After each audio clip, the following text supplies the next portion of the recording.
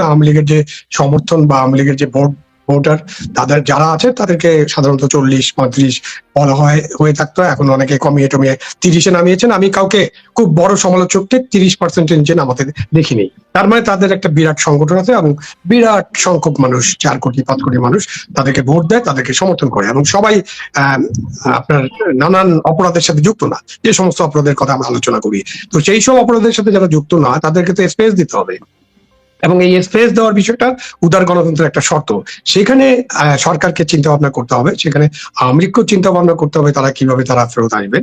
এখন ঝটিকা মিছিল তারা করতেই পারেন, নিষিদ্ধ ঘোষণা আছে, ঝটিকা মিছিল করবেন, তখন তাদের বিরুদ্ধে পুলিশও তো অ্যাকশন নেবে। গত এই 1 মাসের মধ্যে অন্তর্বর্তীকালীন সরকারের সাবেক 5 জন উপদেষ্টা মুক্তি পেয়েছেন এবং 5 উপদেষ্টাই বলেছেন যে কিচেন ক্যাবিনেট ছিল, বাট এটা তারা সেই ক্যাবিনেটে ছিলেন না। এখন বলা হয়ে থাকে যে ওই কিচেন ক্যাবিনেট বা ডক্টর ইউনূস সরকার প্রভাবিত ছিলেন ডিপ স্টেট দ্বারা। ডিপ স্টেট সমস্ত ডিসিশন নিত, এমনকি সরকারি চাকরিজীবী বড় বড় আমলা যারা তাদেরকে নিয়ন্ত্রণের ডিপ স্টেট ভূমিকা। সেই ধারাবাহিকতায় দেশে এখনো বলা হয় যে তারেক রহমান সরকার কিছুটা ডিপ স্টেটের বা ইউনূস সরকারের এক্সটেনশন। এখনো কি দেশে ডিপ স্টেট সক্রিয় আছে বলে আপনি মনে করেন? যদি সক্রিয় থেকে থাকে তাহলে তাদের নেক্সট উদ্দেশ্য অতীতে হয়তো ছিল যে শেখ হাসিনা পরিবর্তন, তারপরে তাদের এই চুক্তি করে নেওয়া, বাংলাদেশে তাদের সমস্ত রকম ইন্টারফেয়ার করা। এখন তাদের উদ্দেশ্য কি থাকতে পারে তারা সক্রিয় থেকে থাকে? প্রথমত হচ্ছে যে ডিপ স্টেট এটা তো সবসময় সক্রিয় থাকবে, এটা কোনো সময় নিষ্ক্রিয় হয়ে যাবে এরকম নয়, কোনো সময় হয়তো একটু ডরমেন্টে চলে যাবে। ডিপ স্টেট আছে, ছিল এবং থাকবে। এই কারণে যে ডিপ স্টেটের সাথে যাদের কানেকশন তাদেরকে ডিপ স্টেট যারা পরিচালনা করেন, এই ক্ষেত্রে আপনি যে ইঙ্গিতটা দিয়েছেন মূলত মার্কিনদের কথা বলছেন, তারা ছাড়াও অন্যান্য প্লেয়াররাও থাকতে পারে। সুতরাং আমরা যখন ডিপ স্টেট বলি তখন ওই 5ই আগস্ট বা তৎকালীন ঘটনাবলী, ইউনূসের শাসনামল এবং তার আগের যে রেজিম চেঞ্জের যে $1 বিলিয়ন খরচ, এইসব কারণে আমরা ডিপ স্টেট বলতে শুধুমাত্র আমেরিকানদের এখন বুঝাই, বাট অন্যান্য প্লেয়ারও থাকতে পারে। সুতরাং ডিপ স্টেট ছিল, আছে এবং থাকবে। এখন নেই এরকম বলা যাবে না, ডিপ স্টেট আছে। এখন ডিপ স্টেটের চিন্তা কি, ডিপ স্টেটের চিন্তাগুলো বোঝা তো কঠিন। এখন ডিপ স্টেটের একটা বড় চিন্তা ছিল রেজিম চেঞ্জ, সেটা তারা করে ফেলেছে। এবং ডিপ স্টেটের ওটাও বলতে পারেন যে তাদের এটার মধ্যে এই চেঞ্জের কারণে, চেঞ্জের জন্য তারা যে চুক্তিটা, বাণিজ্য চুক্তি, সেটা অবশ্য বিশ্বের অনেক দেশেরকে বাধ্য করেছেন, অনেক দেশের সাথে হয়েছে, ভিয়েতনামের সাথে হয়েছে, ইন্ডিয়ার সাথে হয়েছে, সকলের সাথে এটা হয়েছে। বাট আমাদের দেশে যে চুক্তিটা হয়েছে সেটা আমাদের স্বার্থের পরিপন্থী এবং অনেকে এটাকে গোলামির চুক্তি বলছেন। এবং এই চুক্তির ফলে বাংলাদেশের মানুষ, বাংলাদেশের জনগণ, বাংলাদেশের ব্যবসায়ী, বাংলাদেশের কৃষক সবাই ক্ষতিগ্রস্ত হবেন। তো এই হলো অবস্থা। সুতরাং তারা একটা বড় কাজ করে ফেলেছে। এখন তারা যদি সক্রিয় থাকে তাদের কাজ হবে যে তারা যা যা অর্জন করেছেন এটাকে টিকিয়ে রাখা। সুতরাং তারা তো টিকিয়ে রাখতে চাবেন, সুতরাং সেই লক্ষ্যে এখন তারা কাজ করবেন। খুব দ্রুত তারা আরেকটা রেজিম চেঞ্জ করবেন বা অমুক কিছু করে ফেলবেন এরকমটা আমার কাছে মনে হয় না। সুতরাং তারা যে লক্ষ্যগুলো অর্জন করেছেন সেই লক্ষ্য নিয়ে কাজ করবেন। অন্যদিকে তারা প্রভাব বিস্তার করার চেষ্টা করবেন সরকারের উপরে। ডিপ স্টেট যা করে সাধারণত সরকারের উপরে, বিরোধী দলের উপরে, রাজনীতিবিদদের উপরে, সাংবাদিক, শিক্ষক কোথায় কাজ করবে না, যাকে তারা প্রয়োজন মনে করবে তাদেরকে নিয়ে তারা কাজ করবে। সুতরাং তারা আছেন, আপনি ধরে নিতে পারেন তারা আছেন। কিচেন ক্যাবিনেট, এখন কিচেন ক্যাবিনেটও কিন্তু সবখানেই আছে, পৃথিবীর সব দেশেই আছে, আমাদের দেশেও ছিল অতীতে, আছে এবং থাকবে। এখনো নিশ্চয়ই কিচেন ক্যাবিনেট আছে। আমরা জানি না কিচেন ক্যাবিনেট বলতে যেটা আমরা সাধারণ ভাবে বুঝি, সাধারণ চোখে যদি আপনি দেখেন তাহলে ধরেন এখন 40-50 জন মন্ত্রী আছেন, তাদের মধ্যে কিছু সিনিয়র মন্ত্রী, কিছু জুনিয়র মন্ত্রী, যাদেরকে প্রধানমন্ত্রী খুব বেশি আস্থাভাজন মনে করেন বা মনে করেন যে কিছু বিষয় তাদের সাথে আলাপ আলোচনা করা দরকার, তখন এই কিচেন ক্যাবিনেটের প্রসঙ্গটা আসে। তো সেখানে কিচেন ক্যাবিনেটে কিন্তু বাইরে কেউ পার্টিসিপেট করতে পারে, সাধারণত ক্যাবিনেটের মধ্য থেকে আসবে এরকম না, দু একজন বাইরে থেকেও পার্টিসিপেট করতে পারে। এখন ইউনূস আমলে তো একটা কিচেন ক্যাবিনেট ছিল, সেটা নিয়ে কথাবার্তা হচ্ছে। 5 জন উপদেষ্টা অলরেডি মুখ খুলেছেন। এটার কারণ কি আমি জানি না। অনেকে বলেন যে তারা কি দায় মুক্তি চাচ্ছেন কিনা, যে ইউনূস সরকারের আমলে যে সমস্ত খারাপ কাজ, মানে যে সমস্ত বাটপাড়ি হয়েছে, যে সমস্ত মবের মূল্য হয়েছে, যে সমস্ত অন্যায় হয়েছে, অত্যাচার হয়েছে, যে ধরনের নিপীড়ন হয়েছে, বিশেষ করে সংখ্যালঘু মানুষের উপরে এবং রাজনৈতিক নিপীড়ন কথা যদি আপনি বলেন, তো এই নিপীড়ন গুলা মাজার ভাঙ্গা মানে কি না হয়েছে। তো সেই সব কারণে অনেকে এখন মনে করছেন যে তাদের কিছু দায় মুক্তি দরকার এবং তারা তাদের মুখ খুলছেন এবং তারা বলছেন এই এরকম অনেক কিছুর সাথেই তারা নেই, বিশেষ করে বাণিজ্য চুক্তির সাথে ছিলেনই না, এরকম একটা কথা তারা বলার চেষ্টা করছেন। তার মানে কি? তার মানে আমরা যারা বলছি যে এই বাণিজ্য চুক্তিটা খারাপ, বাংলাদেশের জন্য ভালো নয়, বাংলাদেশকে গোলামির জিঞ্জিরে বেঁধে ফেলা হয়েছে, সেটা তারাও মনে করছেন। এই জন্য তারা কিন্তু বলছেন যে আমরা ভাই এই বাণিজ্য চুক্তির ব্যাপারে তেমন কিছু জানি না। এখন আপনি যদি তাদেরকে 32 নম্বর ভাঙ্গার ব্যাপারে জিজ্ঞেস করেন, আমার মনে হয় তারাও বলবেন। এখন আপনারা সাহস করে জিজ্ঞেস করেন না, আপনি জিজ্ঞেস করতে পারেন যে ভাই ওই ভাঙ্গার সাথে আপনারা জড়িত ছিলেন কিনা, তখন তারা বলবেন যে না আমরা এটাও জানি না। আপনি যদি জিজ্ঞেস করেন প্রথম আলো ওই ডেইলি স্টারে যারা আগুন লাগালো, যারা উদিচির ঘরে আগুন লাগাতে গিয়েছিল, যারা ছায়ানোটে আগুন লাগানোর চেষ্টা করলো, তাদের সাথে আপনারা ছিলেন কিনা, তারা বলবেন যে না আমরা ছিলাম না। এবং তারা এটা বলেন যে তারা নিয়ন্ত্রণ করতে পারেনি, এটা তাদের এক ধরনের বড় ধরনের ব্যর্থতা। আপনি সরকার চালাবেন, আপনি নিয়ন্ত্রণ করতে পারবেন না, আপনি মবের মূল্য তৈরি করে রাখবেন। তো এইসবের দায় থেকে মুক্তি পাওয়ার জন্য তারা এখন নানান কথা বলছেন। তো ওরা কিচেন ক্যাবিনেটে থাকুক বা না থাকুক, ওনারা উপদেষ্টা পরিষদে ছিলেন, প্রত্যেককে দায় নিতে হবে, প্রত্যেককে। একজন বলবেন যে আমি এটা জানি না এই জন্য দায় মুক্তি পাবেন এমন না, এটা তো একটা উপদেষ্টা পরিষদ। আপনি তখন তাহলে আপনি পদত্যাগ করতে পারতেন, অথবা তখনই কথা বলতে পারতেন। একজন দুজন কথা বলার চেষ্টা করছেন, তারপর তো তারা শাটডাউন হয়ে গেছেন।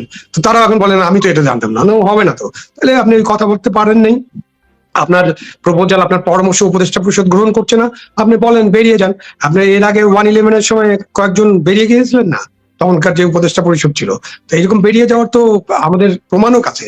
সাধারণত কেউ বেরিয়ে যায় না, এই সুবিধা নাকি খুব ভালো লাগে, এই আপনার গাড়ি, আপনার প্রোটোকল, আপনার আপনাকে নিরাপত্তা দেওয়া, আপনাকে লোকজন সালাম দেয়, আপনাকে গুরুত্বপূর্ণ মনে করে, এগুলো আমাদের যারা আমরা রাজনীতিবিদ, আমলা এবং এইসব কাজে যাদেরকে চুজ করা হয় তাদের কিন্তু এগুলো খুব ভালো লাগে। তারা সহজে কোনোখান থেকে এইসব সুবিধা থেকে বেরিয়ে যেতে চান না।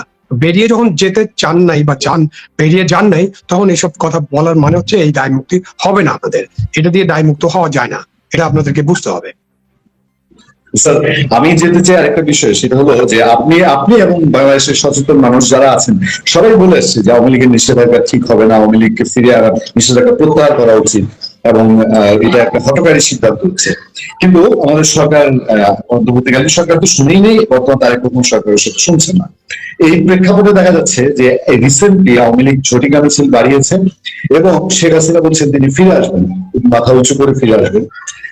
এইবার এসে 2-3 দিন ধরে যে ডাইমেনশন হচ্ছে, আমি যদি একটু উদাহরণ দিয়ে বলি, নাসিরউদ্দিন পাটোয়ারি এনসিপির নেতা, তিনি আজকে বলেছেন যে আওয়ামী লীগ সবার উপরে আক্রমণ দিচ্ছে। গতকালকে আমরা দেখলাম যে নেত্রকোনায় এক সমন্বয়কে, যদি আমরা এটা পছন্দ করি না, তাকে ছাত্রলীগের ছেড়ে পেলে হেনস্থা করেছে খুব সিরিয়াসলি। এই ঘটনাগুলি কি ইঙ্গিত করছে, এবং শেখ হাসিনার ফিরে আসা, ছাত্রলীগ আওয়ামী লীগের ঝটিকা মিছিল বাড়িয়ে দেওয়া আমাদের স্টেবিলিটির জন্য কতটা পজিটিভ বলে আপনি মনে করেন? দেখেন, আমাদের তো একটা উদার গণতান্ত্রিক রাজনীতি আমরা চর্চা করতে চাচ্ছি সবাই মিলে, সরকারও চাচ্ছেন এবং জামাত যে যারা কোরআন সুন্নাহর আইনে বিশ্বাস করেন তারা কিন্তু এখন উদার গণতন্ত্রের রাজনীতি চর্চা করছেন, এবং তারা তো কোরআন সুন্নাহর আইন যখন সুযোগ পাবেন তখন করবেন, বাট এখন তো তারা করছেন না। যে কারণে তারা শহীদ মিনারে যান, যে কারণে তারা স্মৃতিসৌধে যান, যে কারণে তারা পার্লামেন্টে অংশগ্রহণ করছেন এবং পার্লামেন্টে একটা গণতান্ত্রিক চর্চাতে আছেন, বাইরেও আন্দোলন করছেন। এই উদার গণতান্ত্রিক চর্চা যখন আপনি করতে যাবেন, তখন সকল মত এবং পথকে সুযোগ দিতে হবে, স্পেস দিতে হবে। আর আমরা অনেকবার আলোচনা করছি যে আওয়ামী লীগ একটা ছোটখাটো দল নয়, খুবই একটা ছোট দল, একটা সন্ত্রাসী দল, এরকম তো আওয়ামী লীগকে বলা যাবে না। কিন্তু মাঝখানে যে জয় বাংলা বললেই পুলিশ অ্যাকশনে চলে যাচ্ছে, এটা বোধহয় একটা আলোচনার বিষয়। যে আপনি জয় বাংলা একটা স্লোগান, যেটা মুক্তিযুদ্ধে আমাদের জয়ের স্লোগান ছিল, আমাদের মন্ত্রের স্লোগান ছিল, আমাদের যুদ্ধের স্লোগান ছিল। এমনকি জেনারেল জিয়াউর রহমান, তখনকার মেজর জিয়া, যখন ঘোষণা দেন তখনও তিনি জয় বাংলা জয়বঙ্গ বলেছিলেন এবং পরবর্তীতে বলেছেন। সুতরাং এই যে স্লোগান দিলে গ্রেপ্তার, স্লোগান দিলে তার পিছনে লাগিয়ে দেওয়া লোক বা তাদেরকে উঠিয়ে আনা, এটা বোধহয় এখান থেকে সরকার এটা বিবেচনা করতে পারে যে তারা কতটুকু এই বাধাটা তারা দিবেন। এখন আপনি যে ঘটনার কথা বললেন সেটা একটা ঘটনা নেত্রকোনার, আরেকটা ঘটনা বোধহয় সিলেটের হবিগঞ্জে ঘটেছে। মেহেদি বা পানিয়াচং থানা পুড়িয়ে দেওয়ার কথা বলেছিলেন এবং একজন এসআই কে পুড়িয়ে মারার কথা স্বীকৃত, মানে একদম থানায় বসে বসে এইসব নাটকীয় কথাবার্তা বলেছেন। তারপর তো উনি দিল্লিতে বোধহয় গিয়েছিলেন, সেখানে এক নানান কাণ্ড হয়েছে। এরপর উনি এখন কি ড্রাইভিং লাইসেন্স বোধহয় করতে চান, মাঝখানে কি স্ট্যাটাস দিয়েছে, ছাত্রদল কর্মীরা তাকে একবার ধাওয়া করেছে এবং পরবর্তীকালে ডিসি অফিসে যেও তিনি একটা দিয়েছেন, ভিডিও করেছেন যে তাকে প্রহার করা হয়েছে। দেখেন, এই সংস্কৃতির মধ্যে আমরা যেতে চাই না। এটা কোনো ভালো সংস্কৃতি না। আপনি কাউকে যদি পছন্দ না হয়, কারণ কথা পছন্দ না হয়, আপনি কথা দিয়ে জবাব দেন। গণতন্ত্র মানে হচ্ছে বিভিন্ন মত থাকবে এবং মতের আপনার পক্ষে না থাকলে আপনি বিপক্ষে আপনার মতামতটা ব্যক্ত করবেন। তো সেখানে এই ধরনের আচার আচরণ নিশ্চয়ই এটা গণতন্ত্রের সাথে যায় না, সেটা বলতে হবে। বাট আমি দেখছি যে বিভিন্ন জায়গায় যে কথিত বা যারা নিজেদেরকে দাবি করতেন যে তারা সমন্বয়ক এবং বিভিন্ন ধরনের কার্যক্রমে তারা গিয়েছিলেন, নাসিরুদ্দিন পাটোয়ারিকেও তো বোধহয় ঝিনাইদহে ছাত্র দলের কর্মীরা আক্রমণ করেছিল। তো এই যে মানে তারা যে আক্রমণের সম্মুখীন হচ্ছেন, সেখানে এটা বিবেচনার বিষয় আছে, এটা আমরা কোনোভাবেই সমর্থন করি না।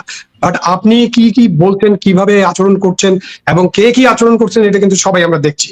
তো এই যে আচরণ এবং যে ধরনের গালাগালি, অশ্লীলতা, অসভ্যতা বা যে ধরনের স্ট্যাটাস ফেসবুকে দেওয়া হচ্ছে, সেগুলো গণতন্ত্রের সাথে যায় কিনা এটাও আমাদেরকে বিবেচনা করতে হবে। এখন আমি গণতন্ত্রের কথা বলবো, তারপর আমি যা ইচ্ছা তাই করবো এবং অন্য কেউ কোনো রেসপন্স করবে না, এটা ধরে নেওয়া যায় না। বাট রেসপন্স করতে হলে আপনি সেইভাবে রেসপন্স করেন। আমি বলবো না যে আপনার দল বা আপনার কর্মীরা, আপনার ক্যাডাররা কাউকে শারীরিকভাবে আক্রমণ করুক, এটা ব্যক্তিগতভাবে নাগরিক হিসেবে আমি সমর্থন করি না। কেন করি না? যেভাবে আমরা র্যাবের ক্রস ফায়ার সমর্থন করি নাই কখনো, এই যে বিনা বিচারে হত্যা, হ্যাঁ, আপনি যদি করেন তাহলে এটা ভালো না, এটা দ্বারা বিচার নিশ্চিত হয় না। সে কারণে এই ধরনের কাণ্ড দিয়ে কিন্তু কোনো বিচার নিশ্চিত হবে না, ন্যায় বিচার প্রতিষ্ঠিত হবে না এবং আপনার মতামতটা আপনি প্রতিষ্ঠা করতে পারবেন না। সুতরাং এগুলো থেকে বিরত থাকা উচিত।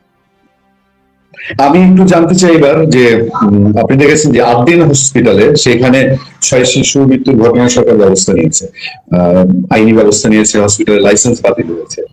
আমাদের নামে শিশু মারা গেল প্রায় 500, সরকারি হিসেবে, বেসরকারি হিসাবে এটা দাবি করা হয় 2-3 হাজার। তো যেখানে 6 শিশুর জন্য এই সরকার, এটা সাধুবাদ জানানোর মতন যে এত বড় ব্যবস্থা নিতে পেরেছে, স্বাস্থ্যমন্ত্রী খুব স্পষ্ট কথা বলেছেন। বাট হামে শিশু মৃত্যুর কথাটা আসলেই স্বাস্থ্যমন্ত্রী ওই অন্তর্বর্তীকালীন সরকারের সাথে আবার একটু আওয়ামী লীগ সরকার মিশিয়ে দেন এবং অন্তর্বর্তী সরকারের বিরুদ্ধে কোনো ব্যবস্থা তো সরকার সর্বদলীয় হয়ে নিচ্ছেও না। মানুষ কেউ যদি আদালতে মামলা করতে যাচ্ছে, সে মামলাগুলো খারিজ হয়ে যাচ্ছে। অনেকে বলছেন যে ইউনূস সরকারকে, পুরো সরকারকেই বিএনপি সরকার ইন্ডিমনিটি দিয়ে দিল কিনা, আপনি কি তেমন মনে করেন? না, আমার মনে করা দিয়ে তো কিছু আসে যায় না। আমরা কি মনে করলাম আমি ব্যক্তিগতভাবে তা দিয়ে জিনিসটার মানে কোনো সিদ্ধান্তে পৌঁছে যাবে না। বাট আপনি যেটা বললেন, আপনি সাধুবাদ জানিয়েছেন আদ্দিনের ব্যাপারে, আমি সাধুবাদ জানাতে একটু সাধুবাদ জানাতে একটু বিলম্ব করতে চাই। কারণ হচ্ছে যে এই যে 5টি শিশু মৃত্যু, এটা ইনকোয়ারি হওয়া উচিত এবং এর জন্য দায়ী যারা দায়িত্বে ছিলেন তাদের ব্যাপারে ব্যবস্থা নেওয়া উচিত। তাদেরকে বিশাল অঙ্কের টাকা ফাইন করা যেতে পারতো। কেন, আদ্দিন হাসপাতাল একটা বড় হাসপাতাল এবং হাসপাতালে একটা কর্মযজ্ঞ চলে সেখানে। তো সেখানে এরকম একটা ব্যবস্থা নেওয়া, সেই ব্যবস্থা নেওয়াটা কতটা যৌক্তিক হয়েছে এটা নিয়ে আলোচনা করতে হবে। এরকম হাসপাতালে যদি 1-2 জন কোনো কারণে আইসিইউতে মারা যায়, তখন কি আমরা সব হাসপাতালগুলোর লাইসেন্স বাতিল করে দেবো কিনা? না, সেটা তো করলে আমাদের পুরা সিস্টেমটাই নষ্ট হয়ে যাবে। সুতরাং এই হাসপাতালগুলো যাতে ঠিকভাবে পরিচালিত হয়, তাকে সেইভাবে মনিটরিং করে, এটা স্বাস্থ্য মন্ত্রণালয়, স্বাস্থ্য অধিদপ্তর এবং অন্যান্য কর্তৃপক্ষ আছেন যাদের দায়িত্ব। এই তো এখানে দায়িত্ব অবহেলা থাকতে পারে, সেখানেও যেতে হবে। কারণ আপনি হাসপাতাল বন্ধ করে কি করবেন? এখন আপনি হামের কথা বললেন, হামে যারা শিশু মৃত্যু হয়েছে সেই ব্যাপারে হাইকোর্টে, উচ্চ আদালতে মামলা করতে গিয়েছিলেন, সেই মামলাটা আউটরাইট রিজেক্ট করে দিয়েছে উচ্চ আদালত। উচ্চ আদালত হয়তো মনে করেছেন এই মামলা তাদের শোনার দরকার নেই, সেজন্য তারা মনে করেছেন। বাট এটা সত্য যে এটা আপনি যদি কানেক্ট করেন, তাহলে দেখা যাচ্ছে যে বর্তমান সরকার, ইউনূস সরকারের প্রতি তাদের একটা সহানুভূতি আছে। সহানুভূতি এই জন্য আছে যে তাদের সময় একটা নির্বাচন হয়েছে এবং সেই নির্বাচনে তারা বিজয়ী হয়েছেন। সুতরাং ইউনূস সরকারের প্রতি একটা স্বাভাবিক সাধারণ সহানুভূতি তাদের আমরা লক্ষ্য করছি। বাট এটা কতদিন থাকবে এটা দেখতে হবে। তো বিচারে যখন বিচার চাওয়া হয়, তখন তো এরকম তো ঘটনা আরো আছে যে আপনি একজনের ব্যাপারে তদন্ত করা হবে, আপনি হাইকোর্ট অর্ডার দিয়ে দিল, তদন্তই করা যাবে না, তাই না? আমাদের দেশে বিচারের কাছ থেকে, বিচার বিভাগের কাছ থেকে আমরা বিভিন্ন সময় যে সমস্ত আপনার নির্দেশ পেয়েছি বা যে সমস্ত বিচার পেয়েছি, সেগুলো নিয়ে আপনার প্রশ্ন করার সুযোগ আছে। বাট আমি আপনি কোনো প্রশ্ন করতে পারবো না এই মুহূর্তে, কারণ আমরা আদালত অবমাননার সম্মুখীন হতে চাই না। সুতরাং এই যে হামে শিশু মৃত্যু, এটা অবশ্যই একটা মানে অন্যায়ের কারণে এটা ঘটেছে এবং সেই অন্যায়টা, সেই যে অব্যবস্থাপনা বলেন বা যাই বলেন, সেটা কিন্তু ইউনূস সরকারের আমলে হয়েছে। ইউনূস এবং তার স্বাস্থ্য যে উপদেষ্টা এবং তার সাথে যুক্ত যারা সেখানকার কাজ করেছেন, তারা যে হামের টিকা সময় মতো সংগ্রহ করেন নাই এবং ইউনিসেফের সাথে কি একটা বিষয়ে সমস্যার সৃষ্টি হয়েছিল, সেই সমস্যাটা ঠিক মতো তারা সমাধান করতে পারেনি, যার কারণে এই 600 মানে অফিসিয়ালি 600, আপনি বলেন 1000, 2000, 3000 হতে পারে শিশুর মৃত্যু। এটার জন্য তো কাউকে না কাউকে দায়িত্ব নিতে হবে।